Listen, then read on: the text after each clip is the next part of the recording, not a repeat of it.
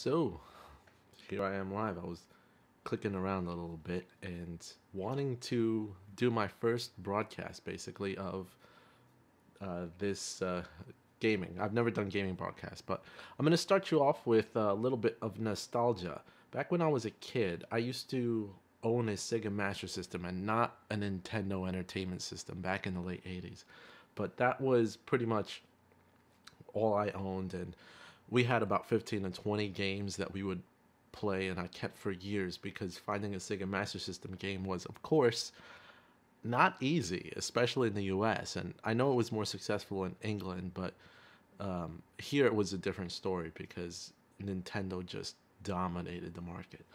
But my market was not Nintendo, my market was Sega. So I'm going to start you off with one of my favorite games from my childhood, see how well I could do, and that's Black Belt. So here we go.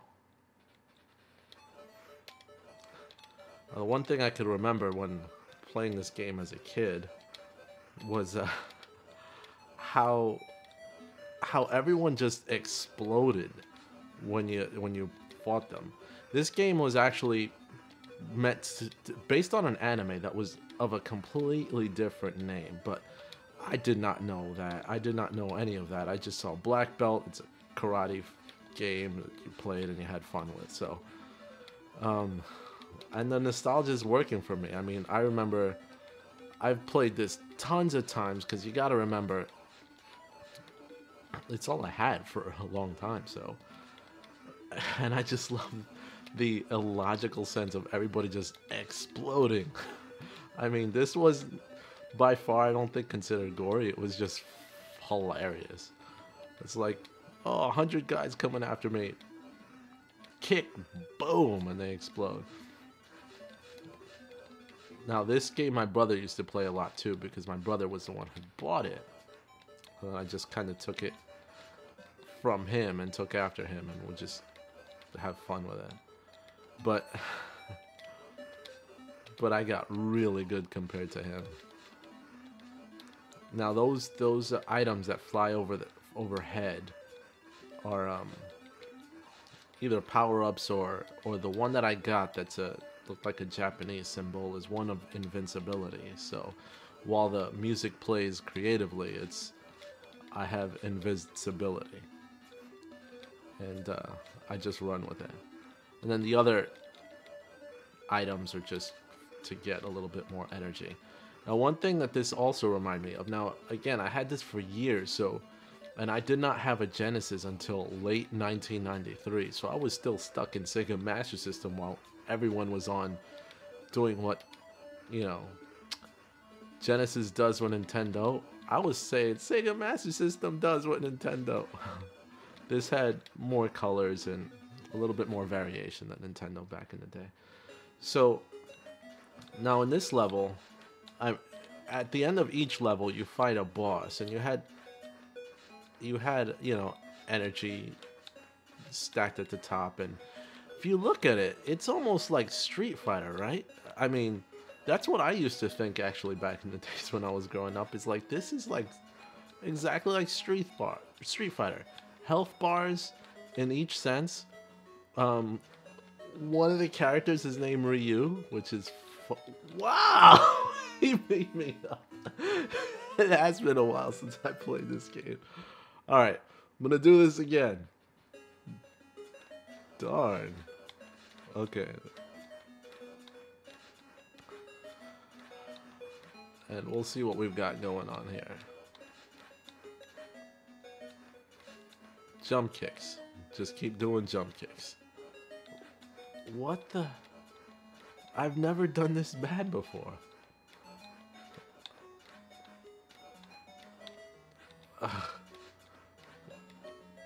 What the? I'm usually much better, but again, usually was when I was a kid. My kid self could probably whoop my behind compared to now. But anyway, we'll finish them off. That was the other crazy thing, like, holy cow! There were no super moves like in Street Fighter, but This was Finish Me before Mortal Kombat came out. You know, it was pretty crazy finishers now that I think about it. But to me, this had a lot more variation, and the music in this was actually pretty cool too. It was kind of catchy. So this level I liked because as a kid, I liked the fact that everyone could jump around and just, you know, just fight and jump around. See, they just like jumped around. It's like, is this supposed to be harder or more fun? Because this was fun. And the whole background to this level, I kind of thought of it as a view of New York City. So as a kid, I'm like, ah, it's New York, because I live right outside of New York on the Jersey side. So it's funny. As a kid, I could get to New York with it, Midtown Manhattan, within 10 minutes. So I almost felt like I was a New Yorker, but on the Jersey side. This guy with the knives, he was always one of the guys who I liked to fight because he would throw the knives and I would punch him like I'm some super being. And the other concept too, like, I like games like Double Dragon, which I had growing up too, but I like the fact that enemies could last for more than one hit. In this game, it didn't have much of that until you got to the bosses. Now this boss is ridiculous. I don't get what any of this meant except the fact that he was probably one of the easiest bosses in this damn game. Sure, he got in a few licks, but all I'm doing is just walking up to him and punching him. And I'm gonna win this. He's not gonna win, see? Not worried at all.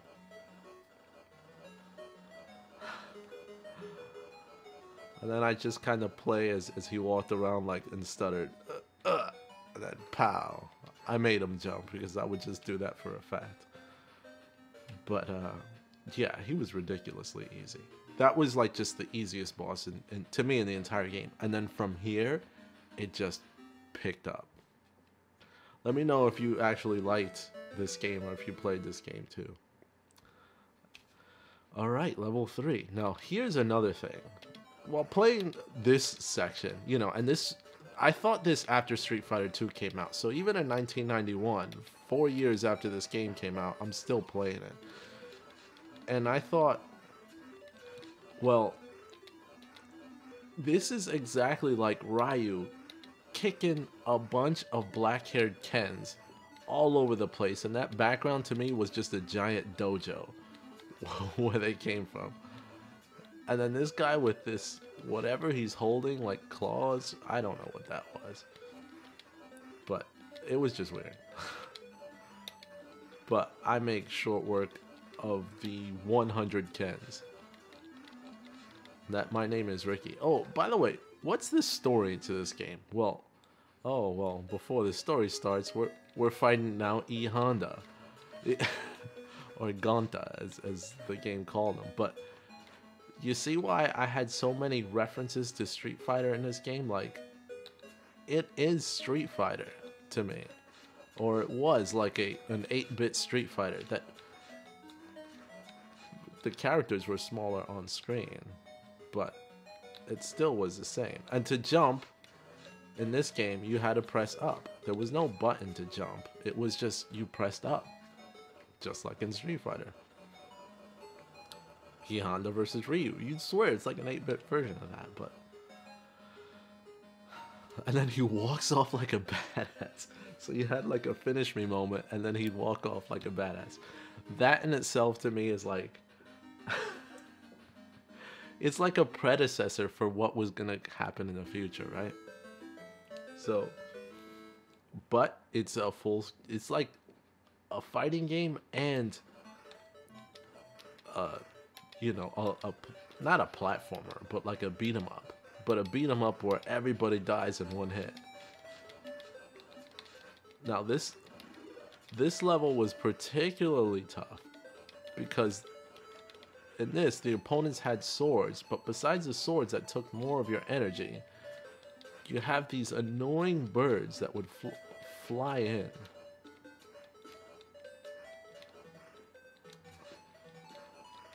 and I'm just trying to do, I'm just trying to kick ass. But this level was like the hardest.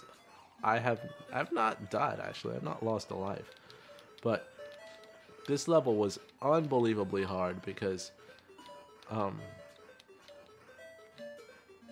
because of the swords, because of the birds, because these guys with these swords would corner you and just lay waste to you. So let me take care of this guy. He looks confused, doesn't he? Which way do I go? Which way do I go? Boom, that way. But now it's just pull through and get past these sword guys. Now to jump extra high on the actual D-pad, you had to press down and up in succession really fast. And to be able to do that, you had to be really good. Now, obviously, I'm pretty much destroying this level, but this level compares nothing to this boss. This boss, oh my gosh, was he the trauma of my childhood. Because you can't hit him unless he hits you. Oh, see, now what just happened is I missed, and he can telegraph all of my shots. He's impervious to pain, and because I missed him, he's unbeatable. And he's just gonna waste me. See? Impossible to hit. Now, I've heard of ways of being able to still beat him and not get hit, but let me focus now, because this guy's tough.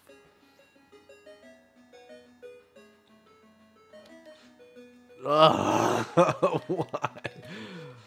Ugh, I can beat him, but basically you can't beat him unless he hits you first and then you hit him. And just watch.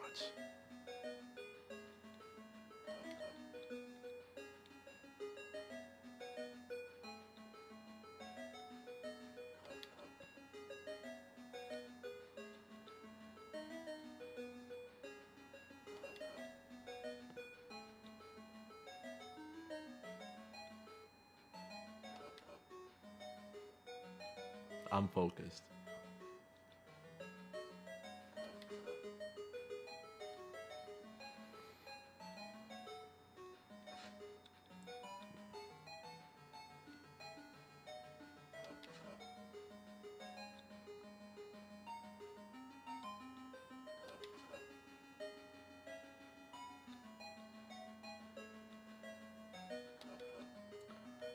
And that's how you beat him. Ain't that crazy? Now, he missed one punch, and I was like, oh my gosh, but I didn't want to swing him, duck, and then bah, hit me. As a kid, this guy was the reason why I got so many game overs for such a long time, until I figured that out. And there were no game guides back then that I could go to. Game guides existed, but first of all, Nintendo, again, was killing it compared to Sega. So to find a guide that would have Sega codes, or Sega walkthroughs, or anything like that, was impossible. And you know, back then, if you wanted to find a code, or you want to figure out a way to beat a boss or beat a level, you had to just do it yourself. So gaming was a lot tougher back then. Maybe I'm making it look easy, you know, just fighting a bunch of unintelligent jumping weird looking characters. I mean, to me, this level obviously looked like level 2, but this level was just different looking. It looked like I was fighting a bunch of girls from the 80s just wearing flamethrowers or something, but I thought it was more female driven, which I guess is kind of progressive, right? And they had their stockings and their 80s haircuts. Kind of how I looked at it. Oh, they're kicking butt, but this level again reminded me of level 2 with the jumping, but they punched instead of kicked. And it had these flamethrower chicks constantly. I guess the developers ran out of ideas for a while. They're like, you know what, this would be tough. But I didn't. After that last level with the ninjas and the swords and the birds and all of that, I never thought that this level was progressively tougher. Sure, those flamethrower mid-boss enemies were a little tough, but are you kidding me? I just fought a guy who was pretty much impervious to pain. Or not impervious, but more like can duck anything. But then there was this boss, which I'm assuming... See, so I'm looking at the picture. I'm thinking the boss of the game is that guy from that picture. And this is probably his girlfriend. Whatever, that's my imagination. But if you notice, I am beating, you know, the tar out of this boss. But all it does, or all she does, is absorb hits. And not do anything. So as a kid, I'm like, how can I beat her? Because, of course, if you look at the top right, there's a time limit. And if I mess up and I can't beat her within the time limit, I lose. So the whole time I'm in a rush trying to get her to jump kick, because that's... can't even get close to her. Because I just want to catch her in a nice good jump kick, and then just kind of pummel her in a corner and hope that one of my hits... Look at that. I could get points like crazy, but like impervious to pain. Oh, I kicked her. I guess the kick had some effect. Let's try again.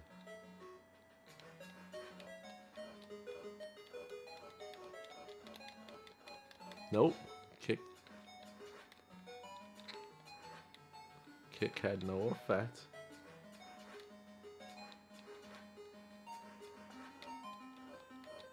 Oh, it worked. I don't know why that is, or where you gotta hit her. And her ability to be impervious to most shots. I'm winning, and I got some time left on the clock, but I don't know. To this day, I have no idea. I've never bothered to look it up either. I just... Why would I look it up? I've already beaten this game, and I would just be persistent. Alright, back it up, back it up. This is my dance space, that's yours. Let's cha-cha. Alright, come on, come on. And done.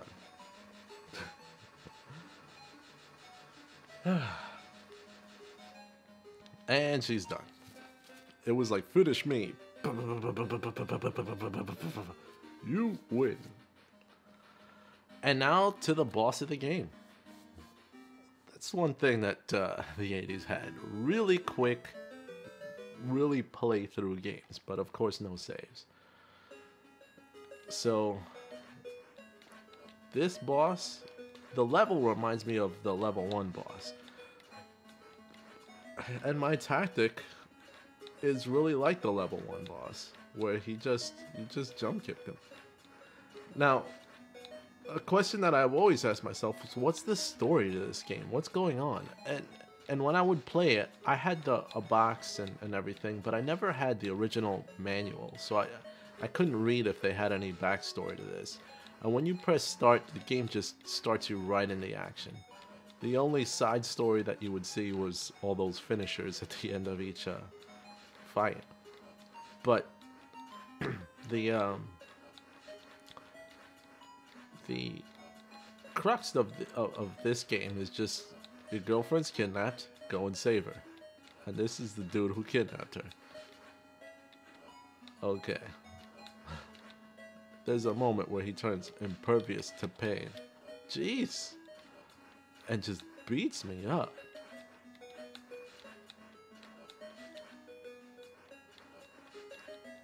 It's like, come on, man. I beat you up. Why are you impervious to pain now? Oh, man. Is this game over or what?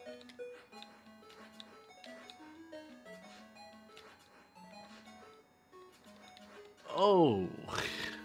Nice jump kick. See, just when I thought I beat this game, boom, he hits me. Let's try again. Oh. Starts off with the jump kick that won that last match. Ricky versus Wang. Wang is his name. Come on. I got you, Wang. My name's Ricky. I had a friend named Ricky growing up. Cool guy. And let's see if I could do this. I gotta focus now again. I gotta shut up and focus, right? Here we go.